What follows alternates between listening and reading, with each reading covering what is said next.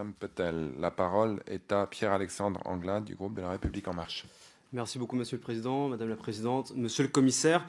Merci pour votre intervention.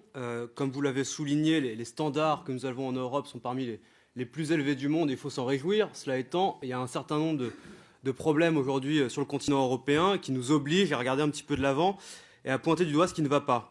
Le modèle agricole dominant, effectivement, permet de produire assez largement.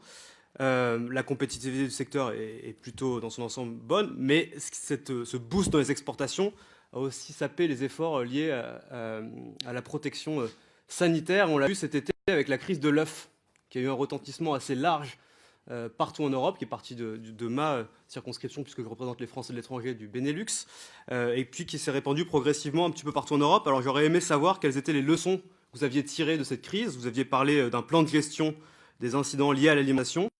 Je voulais savoir où ça en était. Et puis rapidement sur le glyphosate, parce que vous avez dit que vous étiez une science-based person. Ça tombe bien, moi aussi. Et aujourd'hui, en Europe, on se rend bien compte que les agences européennes ne fonctionnent pas comme elles le devraient, qu'il y a un certain nombre de conflits d'intérêts qui se font jour. Les Monsanto Papers l'ont révélé. Alors moi, j'aurais aimé savoir quelle était votre réflexion sur ces agences européennes. Merci beaucoup.